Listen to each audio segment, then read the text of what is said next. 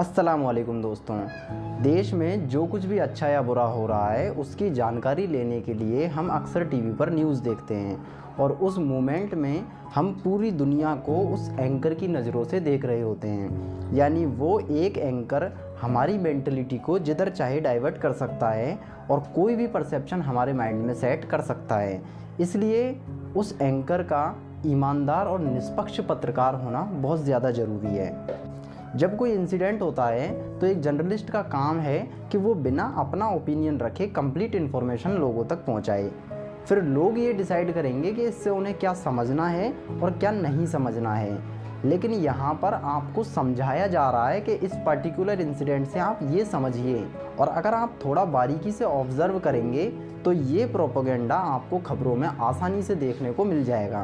Farmers bill को लेकर news 18 ने एक सर्वे किया कि कितने लोग इस बिल के समर्थन में हैं और कितने इसके विरोध में हैं। क्वेश्चन उन्होंने ये पुट किया कि क्या आप किसानों को लाभ पहुंचाने वाले बिल का समर्थन करते हैं। यानी इतना यहाँ पर इन्होंने तय कर लिया है कि ये बिल किसानों को लाभ पहुंचाने वाला है। अब ये पब्लिक से पूछ रहे हैं कि क्या आप इसका समर्थन करते हैं या नहीं। अब जिन लोगों को एमएसपी के बारे में, ऑर्डिनेंस के प्लस माइनस के बारे में कुछ नहीं पता, लेकिन उनसे पूछा जा रहा है कि आप किसानों को लाभ पहुंचाने वाले बिल का समर्थन करते हैं, तो हर एक इंसान कहेगा कि ऑफकोर्स किसानों को लाभ होना चाहिए। फार्मर प्रोटेस्ट को डिफेम करने के लिए उसे हिंदू, मुस्लिम, पाकिस्तान, खालिस्तान, चाइना, अपोजिशन हर एक एंगल से जोड़कर दिखाया गया। अगर आप मीडिया के प्रोपोगेंडा को नहीं समझेंगे तो ये आपको उन लोगों से नफरत करना सिखा देगा जिन पर अत्याचार हो रहा है, और उन लोगों का आपको फैन बना देगा जो इस अत्याचार को कर रहे हैं। आपने चैनल्स पर एक हेडलाइन पढ़ी होगी कि किसानों को कौन भड़का रहा है। यानी ये यहाँ पर पूछ नहीं रहे हैं बल्कि आपको इन्फॉर्म कर रहे हैं, खबर बता रहे हैं कि किसान अपने हक की लड़ाई नहीं लड़ रहे हैं बल्कि उन्हें भड़काया जा रहा है। क्या किसानों के नाम पर राजनीति करने वाले किसानों की चिंता का दिखावा कर रहे हैं? अन्नदाता के आंदोलन की आड़ में कुछ लोग क्या अपना एजेंडा साध रहे हैं? किसानों को भड़काने की साजिश रचने वालों के खिलाफ कानूनी कार्रवाई क्यों नहीं होनी चाहिए? विपक्षी दलों में तो जैसे किसान आंदोलन में मोदी सरकार को घेरने का एक बड़ा मौका दिख गया है। आखिर क्यों किसानों के कंधे पर बंदूक रखकर सरकार पर निशाना लगा रहा है विपक्ष? किसानों के कंधे से सियासी निशाना सिर्फ और सिर्फ सियासत चमकाने के लिए विरोधी पार्टियां किसानों को गुमराह कर रही है। राजनीतिक पार्टियों ने रोटियां सेकने की कोशिश शुरू कर दी। आग में घी डालने का काम किया जाए। किसानों के दर्द पर वोटों की फसल काट रहे हैं ये लोग। किसानों को भड़काओ और सियासत चमकाओ। सड़क पर किसान और सियासत पहलवान, इसमें सरकार कैसे कर सकती है कुछ? ये जो हो रहा है ये गंदी राजनीति है। अलग अलग पॉलिटिकल पार्टी यहाँ पर अपना समर्थन देकर अपनी ताकत दिखाने के लिए प्रदर्शन इनसे करवा रही हैं। ये सब इन्हें लिख कर दिया गया है ताकि ये प्रदर्शन करें, फिर इनकी तस्वीर टीवी पर आएगी और फिर पूरे देश में एक माहौल बनेगा। कानून किसी भी कीमत पर वापस नहीं होगा, कहा। किसानों के कंधे पर बंदूक रखकर निशाना साध रहा है विपक्ष। आंदोलन से रोजाना 3500 करोड़ रुपए का नुकसान हो रहा है। किसानों के नाम पर सियासी खेती क्यों? क्या किसान आंदोलन से कुछ दलों को राजनीति चमकाना है? किसानों के कंधे पर रखकर विपक्ष अपनी बंदूक तो नहीं चला रहा। कांग्रेस अकाली की क्या ये श्रेय वाली सियासत है? ये अर्बन नक्सली लोग नहीं चाहते कि समाधान निकले। टुकड़े टुकड़े गैंग फिर से शाहीन बाग एजेंडे को हवा दे रहा है। किसानों के नाम पर कुछ लोगों को देश तोड़ने की छूट कैसे दी जा सकती है? मुद्दा किसान था पर निशाना सरकार थी। किसानों को किस बात का डर है? कानून वापस नहीं होगा, बिल्कुल नहीं होगा, कतई नहीं होगा। जरूरत से ज्यादा लोकतंत्र क्या आर्थिक सुधारों की राह में रोड़ा है? डेमोक्रेसी ओवरडोज होता है क्या? अल्ट्रा लेफ्ट की सोच ने हाईजैक कर लिया है। अल्ट्रा लेफ्ट है वो किसान आंदोलन में जाकर हावी हो रहा है। किसान हित पर हावी है क्या दल हित? जहर उगला जा रहा है। व्यक्तिगत तौर पर किसानों के बीच टुकड़े टुकड़े गैंग वाले की एंट्री कैसे हो गई? क्या यह आंदोलन हो सकता है? क्या देश भर के किसान नहीं है? जब मन करे राजधानी को घेर लेने की धमकी देते हैं। अब ये लोग किसानों को भड़काकर एक बार फिर देश के खिलाफ बड़ी साजिश का प्लान तैयार कर रहे हैं। इस पेशे को भड़वागिरी कहते हैं। यार बताइए, प्रधानमंत्री कह रहे हैं कि मेरा मन जो है गंगा जल जैसा निर्मल है, ये कानून भी इसी तरह का है। भरोसा क्यों नहीं कर रहे आप लोग जब पूरी सरकार कह रही है? देखिए, प्रधानमंत्री जी के भरोसे की जो आप बात पूछ रहे हो, इसके लिए तो मैं आपको बता दूं, आप याद पीछे जाइए थोड़ा। नोटबंदी के वक्त भी मोदी जी ने यही कहा था पूरे देश को। दिल में ऐसा क्या दिक्कत है? बता रहा हूँ, उनके विश्वास की बात पूछ रहे हो आप। और अभी महत्वपूर्ण जानकारी हमारे संवाददाता देते हुए भोपाल भी आपको लेकर चलेंगे अलग अलग हिस्सों से। जनता को आप मूर्ख समझना बंद कर दीजिए। ऐसे में सवाल सबसे बड़ा यह है कि ये किसानों को भड़का के, आगजनी करवा के, रेलों को रुकवा के और उकसा के किसानों का कौन सा भला होगा?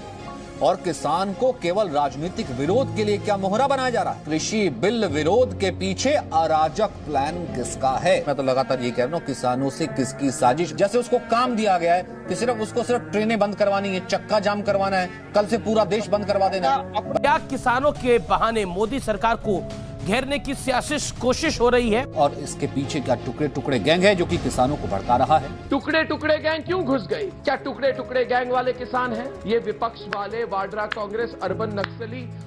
विपक्षी दलों के पास अपनी सियासत चमकाने का मौका था। विपक्षी पार्टियों ने उथल पुथल मचाने की कोशिश की। सरकार का नुकसान हुआ या फिर भारत का? ऐसे में सरकार क्या करेगी? सरकार के ऑप्शंस तो बिल्कुल बंद हो जाते हैं प्रकाश जी। मीडिया का काम सरकार से सवाल करना है। अब ऐसा नहीं है कि ये पत्रकार सरकार से सवाल करते नहीं हैं। वैसे तो पीएम प्रेस कॉन्फ्रेंस करते नहीं हैं, लेकिन कुछ एक इंटरव्यू उन्होंने अपने कुछ चुनिंदा पत्रकारों को दिए हैं, और उन इंटरव्यूज़ में हमारे इन महान पत्रकारों ने ऐसे महान सवाल पूछे हैं देश हित में, जिन सवालों को देखकर आप इनकी चापलूसी, मेरा मतलब है ईमानदारी को सलाम करेंगे। सच बताइए, why don't you get tired? आप थकते क्यों नहीं हैं? एलेक्सा से किसी ने पूछा, एक गाना है साजन जी घर आए, बोला एलेक्सा प्ले साजन जी घर आए, और एलेक्सा बोलती है कि आएंगे तो मोदी जी। कल आपसे जानना चाहता हूँ, देश भी जानना चाहेगा, आप अपनी जेब में पर्स रखते हैं क्या? पर्स रखते हैं क्या? बटुआ जिसके अंदर पैसे होते हैं। प्रधानमंत्री जी, एक और महत्वपूर्ण बात है जो आप पे बड़ी सूट करती है, जैसे आप ड्रेसअप करते हैं, तो क्या आप फैशन के बारे में भी उतना रुचि रखते हैं, कपड़ों के बारे में उतना रुचि रखेंगे? अब आप बताइए, क्या इससे ज़्यादा ज़रूरी कोई सवाल हो सकता था देश के लिए? हर साल हजारों किसान आत्महत्या कर लेते हैं खराब फसल और बढ़ते कर्ज की वजह से। अब उन किसानों की फैमिली को इतना तो पता होना चाहिए कि पीएम पर्स रखते हैं या नहीं। लगभग 50,000 रेप केस रजिस्टर्ड होते हैं इंडिया में हर साल। अब उन बच्चियों की फैमिली को इतना तो पता होना चाहिए कि प्रधानमंत्री बटुआ रखते हैं कि नहीं। जिस यूथ ने स्टडी के लिए पुरखों की ज़मीन बेच दी, घर के जेवर गिरवी रख दिए और अब उन्हें पकोड़े तलने की सलाह दी जा रही है, उस यूथ को इतना तो पता होना चाहिए कि पीएम बटुआ रखते हैं कि नहीं। कहने का मतलब ये नहीं है कि इन सब चीज़ों के लिए मोदी जी जिम्मेदार हैं, लेकिन इन सब चीज़ों को ठीक करने का जो वादा किया था, उस वादे पर सवाल जरूरी है। एक हेल्थी डेमोक्रेसी में मीडिया अपोजिशन के रोल में होता है, जो सरकार से हर पॉइंट पर तीखे सवाल करता है। इलेक्शन मैनिफेस्टो में जो प्रोमिसेस उन्होंने किए थे, उनके इम्प्लीमेंटेशंस पर, अनएम्प्लॉयमेंट, इकोनॉमी, बढ़ती महंगाई, बढ़ते अपराध, हर एक चीज़ पर वो सरकार को कटघरे में खड़ा करता है। और हमारी सो कॉल्ड मीडिया ने इस जिम्मेदारी को कुछ इस तरह निभाया। मोदी की फिटनेस दमदार तो है ही, याददाश्त भी बेमिसाल है। इसकी वजह भी मशरूम को ही बताया जाता है। पीएम मोदी जब विदेश जाते हैं तब भी उनकी इस पसंद का खास ख्याल रखा जाता है। बाजार में इस मशरूम की कीमत 25 से 30 हजार रुपए किलो है। कहा ताइवान के मशरूम ने बढ़ाई मोदी के चेहरे की रंग। क्या इससे ज़्यादा ज़रूरी कोई जानकारी हो सकती है इस देश के लिए कि पीएम की गोरी त्वचा का राज मशरूम है? और यही नहीं, एक बहुत बड़ा इंसिडेंट हुआ हमारे देश में, जिस खबर को हर देशवासी को जानना बहुत ज्यादा जरूरी। पीएम मोदी ने एक कविता के साथ इंस्टाग्राम पर एक वीडियो साझा किया, जिसमें उनका प्रकृति प्रेम दिखा। प्रकृति और पशु पक्षियों से प्रधानमंत्री मोदी के प्यार की एक अनूठी तस्वीर सामने आई है। प्रधानमंत्री नरेंद्र मोदी को प्रकृति और पशु पक्षियों से गहरा लगाव रहा है। आप सभी जानते हैं कि प्रकृति के प्रति जो प्रेम है प्रधानमंत्री नरेंद्र मोदी का, वो किसी से छिपा नहीं है। और प्रधानमंत्री नरेंद्र मोदी का प्रकृति के प्रति प्रेम किसी से छिपा नहीं है। प्रधानमंत्री नरेंद्र मोदी का प्रकृति से प्रेम किसी से छिपा हुआ नहीं है। ये वीडियो पीएम के राष्ट्रीय पक्षी मोर के अटूट संबंध को भी दिखाता है। पीएम मोदी का मोर प्रेम। और सबसे ताजा तस्वीर मोर संग मोदी की, Modi and more. PM Narendra Modi की सबसे मनमोहक तस्वीर। और वाकई ये मनमोहक तस्वीर है। बहुत ही खूबसूरत और प्यारा सा एक वीडियो शेयर किया है। चेहरे पर मुस्कान लाने वाली तस्वीर है, दिलचस्प वीडियो है दरअसल। एक दिलचस्प तस्वीर, लुभावना वीडियो है। आप भी देखिए, दिल को सुकून देने वाला ये वीडियो और इसके साथ सुकून देने वाली तस्वीरें। सुकून देने वाली तस्वीर आपको दिखाते हैं। आप इसे ऐसे कहिए कि कभी ना बैठने वाले, कभी ना रुकने वाले देश के प्रधानमंत्री नरेंद्र मोदी आज कुछ पल अपने आवास पर जब बिता रहे थे तो मोरों के बीच पक्षियों के साथ उनका लगाव एक बार फिर से सामने आया इन तस्वीरों के। ये कुत्ता, बिल्ली या कोई ऐसा पालतू पक्षी नहीं है जिसके साथ प्रधानमंत्री नरेंद्र मोदी की तस्वीरें आई हैं। ये मोर है। वैसे आपको ये बता दें, लेटेस्ट तस्वीरें हैं क्योंकि प्रधानमंत्री नरेंद्र मोदी ने हाल ही में अपना लुक जो है वो चेंज किया। वो यहाँ पर साफ तौर पर दिखाई दे रहा है, बाल थोड़े बड़े हुए हैं, मूंछें थोड़ी बड़ी हुई हैं। एक पक्षी जो शर्मीला है, एक पक्षी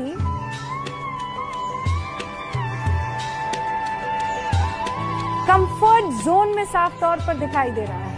दोस्तों, पत्रकारिता और चाटुकारिता में फ़र्क ये है कि जो एक्चुअल जर्नलिज्म है उसमें आपको बहुत मेहनत करनी पड़ती है, बाहर जाकर ग्राउंड रिपोर्टिंग करनी पड़ती है, रिपोर्ट शीट तैयार करनी पड़ती है, अलग अलग एनालिसिस करने पड़ते हैं। और चाटुकारिता में सिर्फ ज़ुबान का इस्तेमाल करके नंबर 1 पत्रकार बना जा सकता है। सुपरमैन एक काल्पनिक चरित्र है, ऐसा इंसान जो पलक झपकते यहां से वहां चला जाए, कुछ अच्छा करने के लिए जमकर मेहनत करे, पसीना बहाए, जिसके लिए आराम हराम हो, वो कहलाता है सुपर। सियासत की दुनिया में अपने प्रधानमंत्री नरेंद्र मोदी भी सुपरमैन साबित हो रहे हैं। पाकिस्तान के नेता, अभिनेता, क्रिकेटर, सबके मन में मोदी का डर है। क्या वाकई चंदा ये बिंदास? तरफ माँ हीराबा का आशीर्वाद प्रधानमंत्री मोदी ने ग्रहण किया। प्रधानमंत्री नरेंद्र मोदी अपनी मां हीराबा पर तो जान न्यौछावर करते ही हैं। प्रधानमंत्री मोदी ने नर्मदा आरती भी की और पूजा की। महात्मा गांधी की तरह मोदी भी सबसे पहले सबसे गरीब आदमी के भलाई के बारे में सोचते हैं। अब मीडिया की इतनी मेहनत के बाद भी मोदी जी देश की जनता के लिए भगवान ना बनते, ऐसा कैसे हो सकता? मीडिया में वो पावर है कि ये किसी को पप्पू का टाइटल भी दे सकती है और किसी को हीरो भी बना सकती है।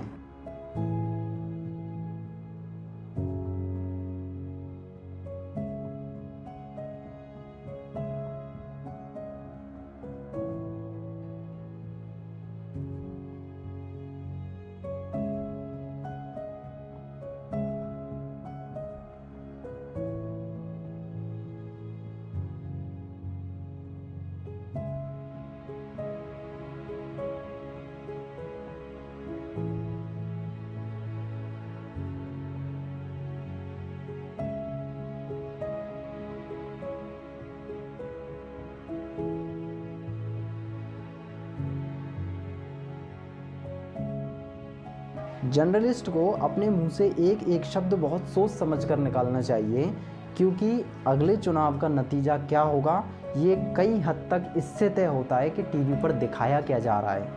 अगर आपके पास एक मेल आता है या आप कोई ट्वीट पढ़ते हो जिसमें लिखा हुआ है कि आप यहाँ इतना पैसा ट्रांसफ़र कीजिए और इससे कई गुना ज़्यादा आपके अकाउंट में क्रेडिट किया जाएगा, तो क्या आप ट्रांसफ़र करोगे? ऑफ कोर्स नहीं करोगे। लेकिन इन मेल्स और ट्वीट्स को पढ़कर लोगों ने अपने पैसे ट्रांसफ़र किए हैं और करोड़ों की ठगी लोगों के साथ हुई है। आए दिन हम देखते हैं कि बैंक कर्मी बनकर किसी ने कॉल किया और एटीएम पिन पूछकर बैंक से पैसे उड़ाए। अब ये सब बातें आपको इसलिए बता रहा हूँ कि आप सोचिए, जिस देश में ऑन कॉल लोग अननोन पर्सन को अपना डेबिट पिन बता देते हों, उन लोगों को मिसगाइड करके उनसे वोट लेना कितना आसान है। लोगों को ये भ्रम होता है कि वो पोलिंग बूथ पर जाकर अपनी मर्जी से अपनी फेवरेट पार्टी या नेता को वोट दे रहे हैं, जबकि एक प्रॉपर प्लानिंग के तहत उनसे वोट डलवाया जा रहा है। क्योंकि जिस इन्फॉर्मेशन और नॉलेज के बेस पर वो अपनी पार्टी या नेता को सेलेक्ट कर रहे हैं, अगर वो इन्फॉर्मेशन और नॉलेज ही गलत हो तो अब ये तो हर कोई कह रहा है कि विपक्ष कमज़ोर है, लेकिन सोचने वाली बात यह है कि जो पार्टी इतने सालों तक सत्ता में रही वो अचानक कमज़ोर कैसे हो गई। वजह उसकी ये है कि जो उसे मजबूत करने वाली ताकतें थी उन्होंने अपना पाला बदल लिया। मोदी है तो मुमकिन है। ब्रांड मोदी का कमाल, विपक्ष बेहाल। कांग्रेस का जो हुआ तो हुआ, अखिलेश यादव की साइकिल जरूर पंचर हो गई। मोदी मैजिक और योगी लहर ने अखिलेश का सुपड़ा साफ कर दिया। जब अपनी चाल में मोदी चलते हैं मस्त तो बड़े बड़े सूरमा हो जाते हैं पस्त। सबकी ताकत पड़ जाती है इनके आगे कम, तभी तो ये कहलाते हैं राजनीति के सिंघम। 56 इंच की छाती है, बंदा ये करामाती है। जलवा है, जमाल है, हर जगह इन्हीं का कमाल है। सिंघम गए अमेरिका, दुनिया बोली ई का। रामा रामा क्या हो गया ड्रामा। तो क्या राष्ट्रवाद को लेकर मोदी पर टक्कर देना अब नामुमकिन जैसा होगा? पहले के टाइम पर किसी खबर के सच होने के लिए ये काफ़ी था कि वो टीवी पर आ जाए। लोगों का एक ट्रस्ट था मीडिया पर, क्योंकि लोग अफवाहें फैलाते थे और मीडिया सच्चाई बताता था। आज मीडिया अफवाहें फैला रहा है और लोग अपने लेवल पर फैक्ट चेक करके रियलिटी का पता लगाते हैं। पिछले कुछ दिनों में ऐसे कई एग्जाम्पल हमने देखे जिसमें मीडिया ने लोगों को प्रॉपर मिसगाइड किया। निजामुद्दीन पुलिस स्टेशन से 70 मीटर की दूरी पर मरकज़ में 2500 जमाती छुपे हुए थे और पुलिस को इसकी खबर नहीं थी। इस छुपे हुए शब्द को चैनल्स पर इतना चलाया गया कि बच्चों से लेकर बूढ़ों तक, पढ़े लिखों से लेकर अनपढ़ तक, हर एक इंसान के माइंड में ये परसेप्शन सेट हो गया कि मुसलमान देश में कोरोना फैला रहे हैं। इन्वेस्टिगेशन लेवल पर आप आरोपी को अपराधी नहीं कह सकते, लेकिन मीडिया एक्यूज्ड को टेररिस्ट कह सकता है। तो तबलीगी नहीं तालिबानी जमात, मैं इसलिए कह रहा हूं क्योंकि तालिबानी मानसिकता की सोच रखते हैं पूरे देश में। इन्होंने सुसाइड बमर एक तरह से बनाकर भेज दिए। तालिबानी सोच रखने वाले मौलाना, तबलीगी नहीं तालिबानी सोच रखने वाले जमात के मुखिया मौलाना साद। और आज मैं ये कह रहा हूं कि मौलाना कब तक खैर मनाएगा। कोरोना फैलाने वाला मौलाना साद, पूरे हिंदुस्तान में मौलाना साद के मरकज से निकले कोरोना बम की गूंज शक यही गहरा रहा है कि कहीं कोरोना फैलाने की घटना सोची समझी साजिश तो नहीं। ऐसे में सवाल यही है कि मौलाना साद बचने के लिए और कितना झूठ बोलेगा। कोरोना वाली फैक्ट्री यानी तबलीगी जमात का आका मौलाना साद किसी शातिर अपराधी की तरह अपने पत्ते बिछा रहा है। कोरोना फैलाने वाले मौलाना पर शिकंजा कसता जा रहा है। कोरोना वाली जमात यानी तबलीगी जमात का मुखिया मौलाना साद, कोरोना वाली जमात यानी तबलीगी जमात के दामन पर जितने दाग है उतने ही कौनते सवाल भी। मुल्ला का इस्लाम बनाम अल्लाह का इस्लाम। और खबर लेंगे एक बार फिर मौलाना साद की, कोरोना फैलाने वाले मौलाना की अपडेट, क्योंकि देश के सबसे बड़ा सवाल यही है कि धर्म की आड़ में ये देश विरोधी सोच क्यों। तबलीगी नहीं तालिबानी जमात वाले मौलाना साद, जिसको मैं कोरोना साद कह रहा हूं, और इमेज खान साहब जिसको शैतान साद कह रहे हैं, आप बताइए मौलाना साद ने देशद्रोह का काम किया कि नहीं? और क्या मस्जिद में ही नमाज पढ़ने से दुआ कबूल होगी? तबलीगी जमात के आका मौलाना साद ने न सिर्फ कौम को धोखा दिया बल्कि देश के साथ भी विश्वासघात किया। ये पूरी की पूरी जो जमात है वो न केवल षड्यंत्रकारी है अपितु निकम्मी भी है। एक तरह से कोरोना वायरस को खाद डाल के पूरे हिंदुस्तान में संक्रमण को बढ़ाने का काम। देश प्रभारी जमात का कोरोना कांड। हमारे पास मौलाना साद से जुड़ी बहुत बड़ी खबर है। दूसरी ओर मौलाना साद को लेकर भी आज एक बड़ी खबर आई। पुलिस वालों पर थूकने के, फलों और सब्जियों पर थूक कर बेचने के वो वीडियो वायरल होने लगे जिनका तबलीगी जमात से कोई लेना देना ही नहीं था। और कितने शर्म की बात है कि मेन स्ट्रीम मीडिया ने व्हाट्सएप वायरल वीडियोस के बेस पर अपनी न्यूज़ बनाकर उसे चैनल्स पर चलाया। तबलीगी जमात को लेकर फैलाई हुई इस नफरत का असर ये हुआ कि रूरल एरियाज़ में जहां लोग उतने एजुकेटेड नहीं होते हैं कि फैक्ट चेक करके प्रोपोगेंडा या एजेंडा को समझ सकें, वहां कई मुस्लिम परिवार की फैमिली के लिए पानी और दूध की सप्लाई बंद कर दी गई। मुस्लिम वेंडर से लोगों ने फल और सब्जी खरीदना बंद कर दिया। मेरठ में एक हॉस्पिटल ने यह अनाउंस किया कि अब हम मुस्लिम पेशेंट को एडमिट नहीं करेंगे। उस पूरे इंसिडेंट में मीडिया ने जो जहर लोगों के दिमाग में भरा, उसका असर हमने भी बहुत नज़दीक से देखा है।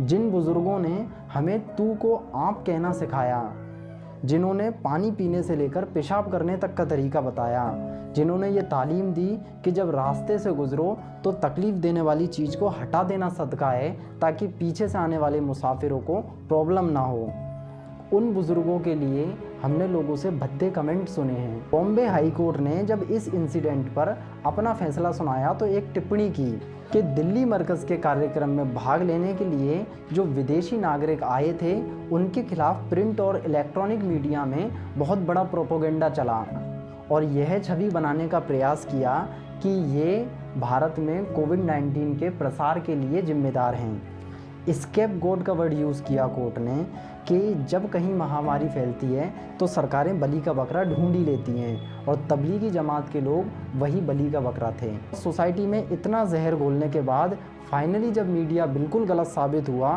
तो उसने माफ़ी मांगना तो बहुत दूर की बात, अपना एक क्लैरिफिकेशन तक नहीं दिया। कुछ 2 पैर वाले जानवरों ने हाथरस की एक बेटी का गैंगरेप करके उसकी बहुत बुरे तरीके से हत्या कर दी। यूपी पुलिस ने लड़की की फैमिली को घर में बंद किया और आधी रात को ज़बरदस्ती उसका शव जला दिया। और उस इंसिडेंट में भी मीडिया ने घटियापन की सारी हदें पार करते हुए पत्रकारिता की एक नई परिभाषा रच दी। इन्होंने ये एजेंडा चलाया कि लड़की के साथ में गैंगरेप हुआ ही नहीं है और ये अपोजिशन की कंस्पिरेसी है यूपी सरकार को डिफेम करने के लिए। हाथरस की घटना में रेप की पुष्टि नहीं हुई, बलात्कार की तो बात ही नहीं है कविता। ना तो गैंग रेप की पुष्टि हुई, ना उसमें रेप की पुष्टि हुई। ये सामूहिक बलात्कार का मामला बिल्कुल नहीं लग रहा है। एक कहीं पे इसके सबूत दिखा दो कि सामूहिक बलात्कार हुई है तो ये सामूहिक बलात्कार की बात कहां से आ गई? ये तो किसी ने मनोहर कहानियां लिखी है इस पर। संदीप की लड़की से दोस्ती थी, वो ये कि संदीप और लड़की की इस दोस्ती से ऐतराज था लड़की के परिवार वालों को, और वो ये कि इसी वजह से लड़की की पिटाई लड़की की माँ और भाई ने की, जो वजह बनी लड़की की मौत की। जी न्यूज पर कल ही हमने आपको बताया था कि पीड़ित और आरोपी एक दूसरे को पहले से जानते थे। हाथरस कांड का अब तक का सबसे बड़ा सबूत पहली बार टेलीविजन स्क्रीन पर आएगा। अगले 3 मिनट बाद मैं आपको दिल की गहराइयों से कहता हूं, एक ऐसा जीवंत सबूत आएगा कि आंखें खुल जाएगी, उन गिद्धों की भी आंखें खुल जाएंगी जो इस पर राजनीति कर रहे हैं। आज आर पार में बहुत बड़ा सबूत, आज आर पार में व्यूअर्स बहुत बड़ा सबूत आज मैं आपसे बात करना चाहता हूं।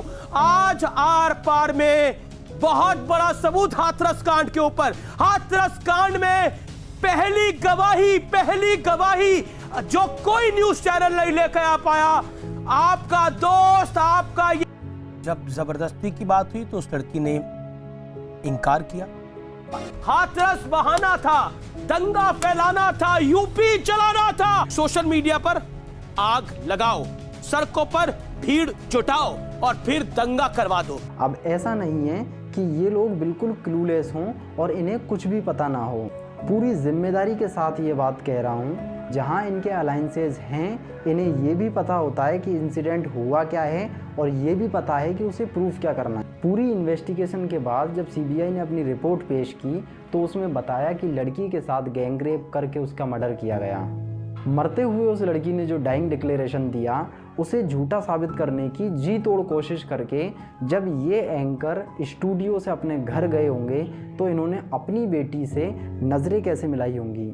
सुशांत सिंह की आत्महत्या एक दुख की खबर थी, इसलिए नहीं कि उसका एक स्टारडम था या फैन फॉलोइंग थी, बल्कि इसलिए कि हज़ारों हाथ उठते हैं दुआओं में तब एक ज़िंदगी जन्म लेती है और एक इंसान अपने अंदर की लड़ाई से इतना हार जाए कि वो मौत से पहले मर जाए, तब अफसोस होना इंसानियत है। लेकिन मीडिया ने इस इंसिडेंट को भी खूब भुनाया।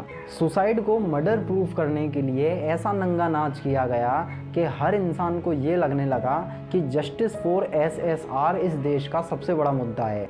आप हिपोक्रेसी देखिए कि जब तक प्रूफ भी नहीं हुआ है कि वो सुसाइड था या मर्डर, लेकिन मीडिया ने अपना जजमेंट दे दिया और एक इंसान को उसका जिम्मेदार घोषित कर दिया। सुशांत सिंह की मौत का राज गहराता जा रहा है। जवाब लेंगे और लेकर रहेंगे। बताइए मुझे, उसके पैर मुड़े हुए क्यों थे? शरीर पीला कैसे पड़ गया था? सुशांत की हत्या हुई है, 200% हत्या। गला दबाकर मारा गया था, जिसको अंग्रेजी में कहते हैं स्ट्रैंगुलेशन। पूरा बिहार ललकार रहा है कि सुशांत को इंसाफ नहीं तो हमारा वोट नहीं। इस तरह के व्यवहार के साथ उस टाइम पर रिपोर्टिंग की गई, उसे एक कलाकार ने कुछ इस तरह से दिखाया। इससे हमें ये भी पता चलता है कि जो मीडिया में चल रहा है उसका लोगों की ज़िंदगी पर कितना असर होता है। सोशल मीडिया पर जस्टिस फॉर SSR ट्रेंड करने लगा, लोग ग्राउंड लेवल पर प्रोटेस्ट करने लगे और मीडिया इस इंसिडेंट को 24 घंटे की कवरेज देने लगी। और ये सारी उछल कूद जस्टिस फॉर SSR के लिए नहीं, बल्कि ग्रीड फॉर TRP के लिए हो रही थी। फाइनली सुशांत केस को CBI मिली और पूरी इन्वेस्टिगेशन के बाद एम्स ने भी ये डिक्लेयर किया कि ये सुसाइड ही था, मर्डर के कोई प्रूफ नहीं मिले हैं। इस पूरे कैंपेन का जो लीड फेस था अर्नब गोस्वामी, सुशांत सिंह के फैंस को उनसे एक सवाल तो पूछना चाहिए कि आप अगर एम्स और CBI की रिपोर्ट से सेटिस्फाई हो तो इसका मतलब जो पिछले 6 महीने से आप जस्टिस के नाम पर हमें नाच नचा रहे हो वो सब एक एजेंडा था। और अगर सेटिस्फाई नहीं हो तो अब आपने जस्टिस के लिए आवाज़ उठाना क्यों बंद कर दिया? वजह उसकी ये है कि ये सारी उछल कूद जस्टिस के लिए कभी थी ही नहीं। उन्हें सिर्फ एक चीज़ से मतलब था जिसका नाम है television rating point. Gauri Lankesh एक ऐसी बुजुर्ग पत्रकार जो सरकार की नाकामियों पर सवाल करती थी, उसे घर के बाहर गोलियों से भून दिया गया।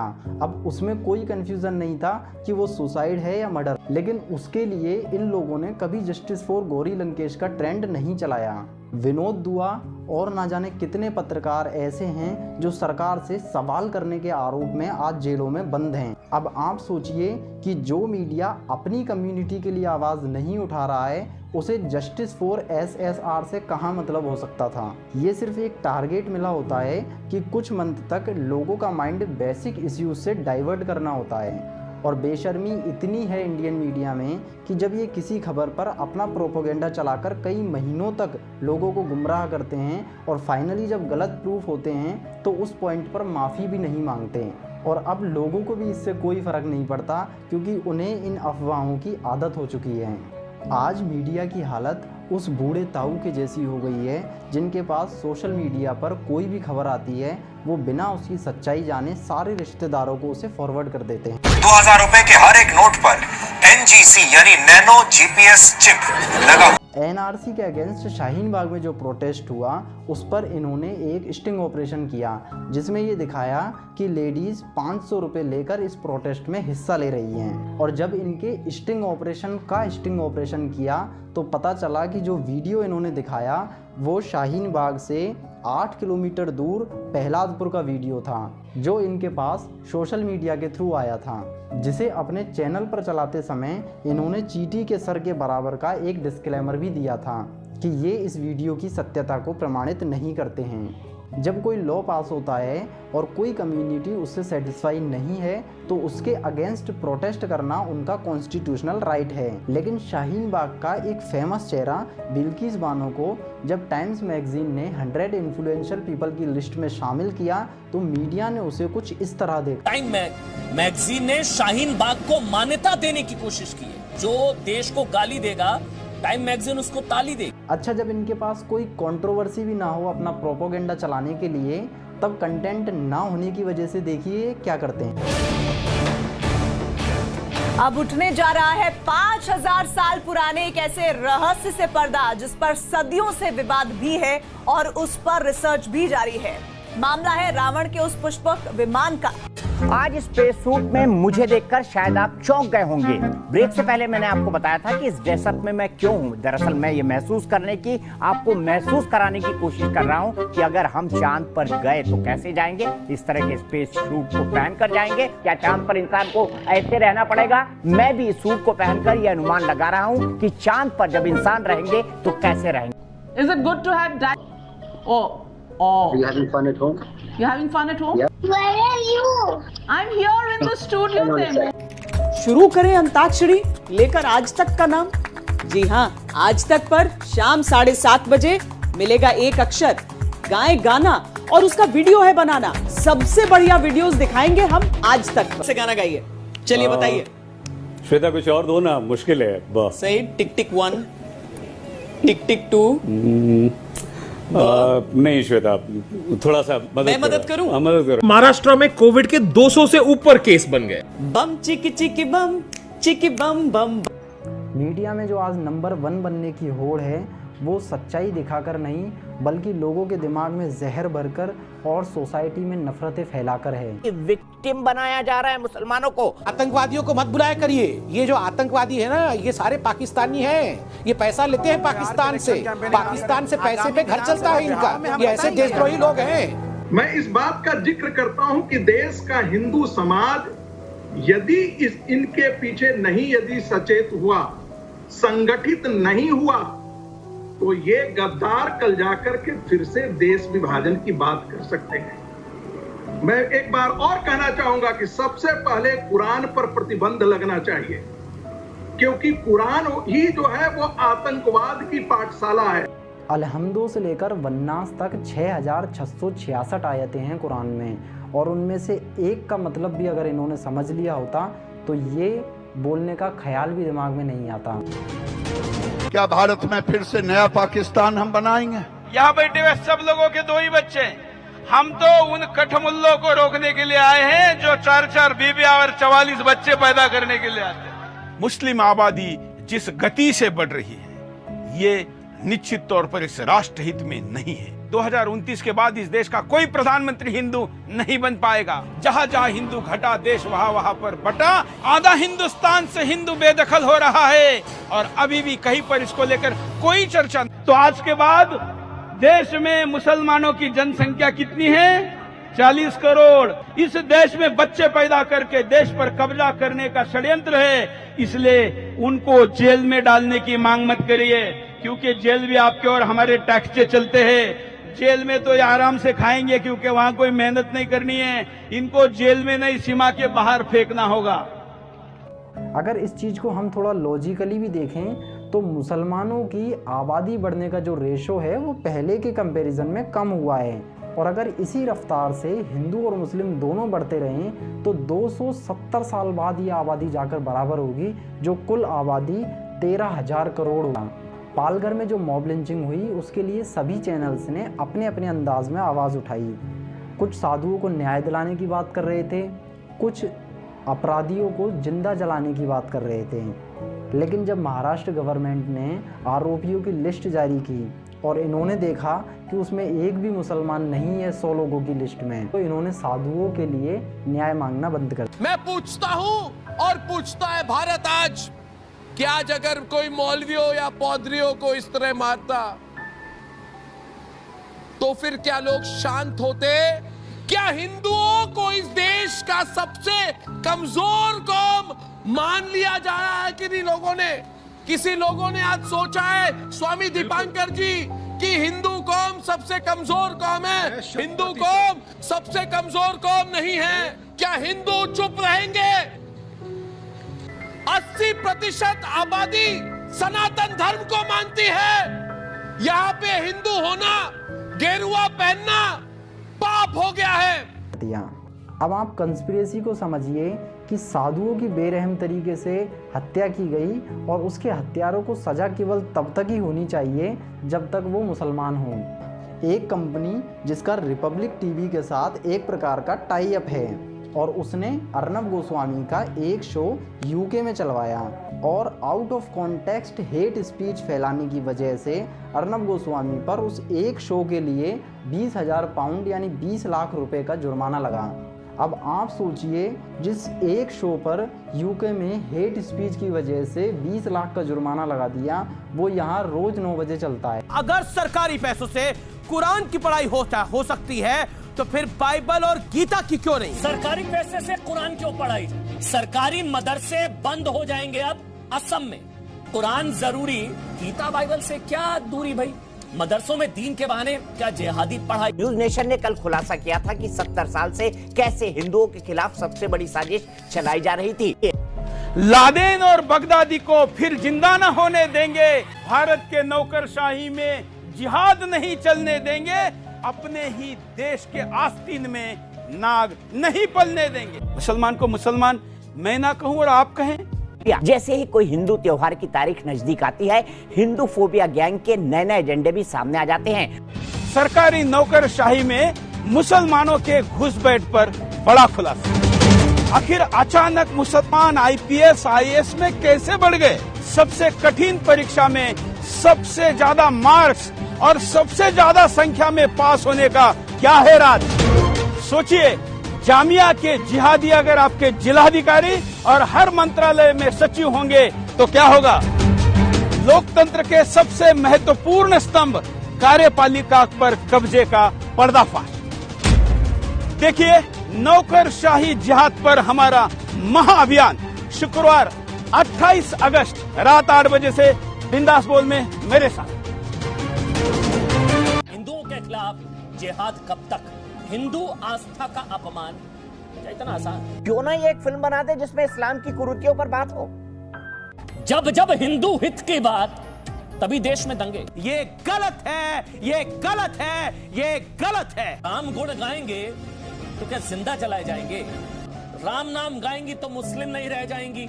मदरसों का शटर डाउन होते ही विक्टिम कार्ड खेलने की कोशिश क्यों होने लगी है? जो मदरसे में छात्रों को पढ़ाया जाता है जिसमें जिहाद और कत्ल जैसे बातों का जिक्र है। कभी कभी पत्रकार आतंकवादी से भी ज्यादा खतरनाक साबित हो सकता है, क्योंकि एक टेररिस्ट केवल कुछ जगह पर ही ब्लास्ट कर सकता है, लेकिन एक जहरीला पत्रकार पूरे देश में दंगे करा सकता है। कभी कभी मैं ये सोचता हूँ कि इतना हिंदू मुसलमान करने के बाद, इतनी नफरतें फैलाने के बाद ये लोग रात को चैन से सोते कैसे होंगे?